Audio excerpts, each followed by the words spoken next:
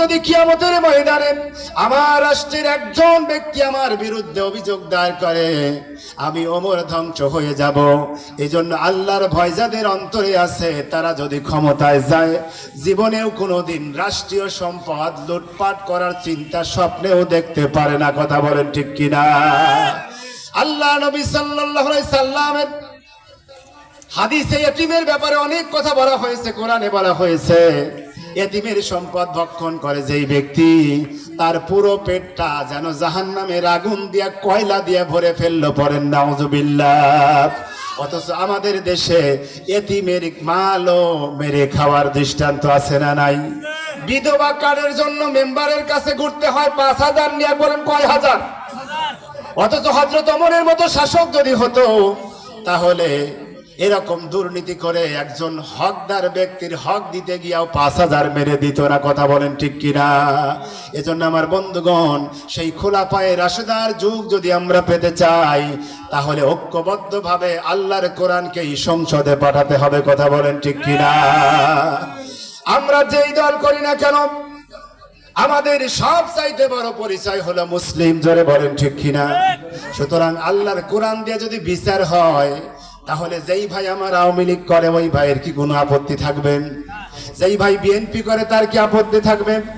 যেই ভাই জামাত ইসলাম করে তার আপত্তি থাকবে না, যেই ভাই জাতীয় পার্টি করে তার আপত্তি থাকবে না।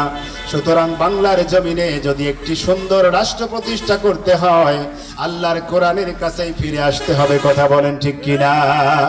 আর কোরআনের আইনের বিরোধিতা করবে যারা, আল্লাহ তাআলা কোরআনে সুস্পষ্ট ভাবে সূরা মাইদার ৪১, ৪৩ এবং ৪৫ নম্বর আয়াতে বলেছেন, ওয়ামান লাম ইয়াহকুম বিমা আনজালাল্লাহু ফাউলাইকা হুমুল কাফিরুন। যারা আল্লাহর আইন দিয়ে বিচার ফয়সালা করে না ওই ব্যক্তিরা হলো কাফের। জোরে বলেন তারা কি? তাহলে আল্লাহর আইন আছে চোরের হাত কেটে দেওয়া, এই একটা আইন ৫৪ বছরে আমাদের মুসলমানেরাই ক্ষমতায়, অথচ একটা আইন করে নাই। আইন ছিল ব্রিটিশদের আইন। কথা বলেন ঠিক কিনা?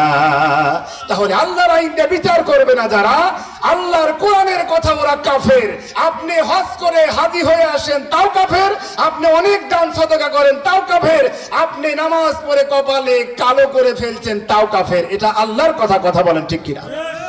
আমার বন্ধুগণ, আল্লাহ রাব্বুল আলামিনের একটি আয়াত বলে আমি আলোচনা শেষ করব। আল্লাহ তাআলা বলছেন, ইয়াউমা নাদউ কুল্লু উনাসিম বিইমামিহিম।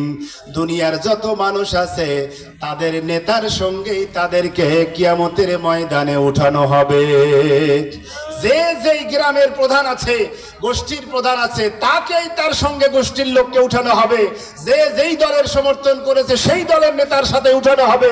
সুতরাং আমাকে চিন্তা করে দেখতে হবে যে আমার নেতা জান্নাতে যাবে কিনা, সম্ভাবনা আছে কিনা।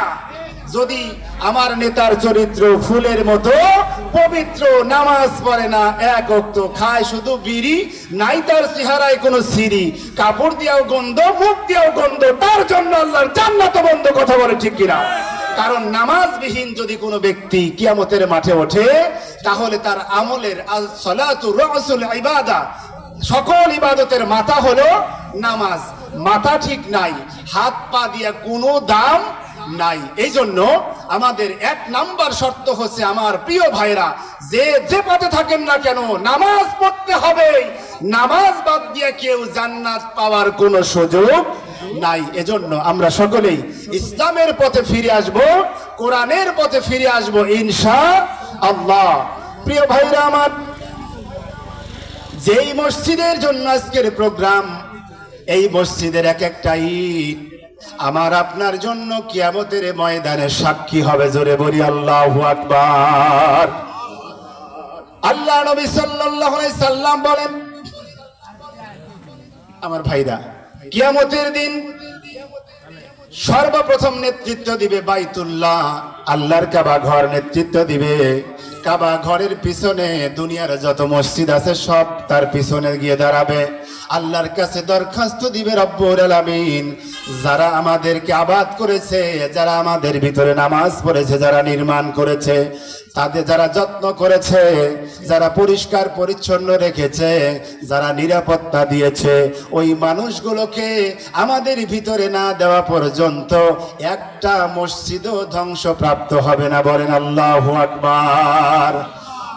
যেই টিকিট কাটেন না কেন, যেই দলের টিকিট কাটেন না কেন, মসজিদের ভিতরে ঢুকে গেলেই সোজা মসজিদ নিয়ে যাবে কোথায় বলেন? জান্নাতে। জোরে বলেন কোথায়? এই জন্য আল্লাহর নবী বলেছেন, মান বানা মসজিদান বানাল্লাহু লাহু বাইতান ফিল জান্নাহ।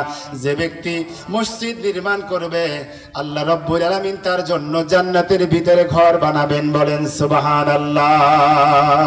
তাহলে আল্লাহর ঘরের সাথে আমার সাথে বক্তব্য শুনে শত্রুতা তৈরি কারো হতেই পারে, কারো কথা বিপক্ষে যেতেই পারে। আল্লাহর কোরআন পড়ে পড়ে দেখবেন যে কোন আয়াত আপনার দলের পক্ষে, কোন আয়াত আপনার ছেলের পক্ষে, ছেলের বিপক্ষে, মেয়ের বিপক্ষে, আপনি নিজেই পড়তে পারেন। বাজানেরা, আপনাদের সাথে আমার জমি নিয়া, বাড়ি নিয়া, টাকা নিয়া, পয়সা নিয়া জীবনে কোনোদিন এক জায়গায় গুতাগুতি ধাক্কা ধাক্কি, সামান্যতম কোনো আচরণে আপনারাও আমাকে কষ্ট দেন নাই, আমিও আপনাদের কষ্ট দেই নাই।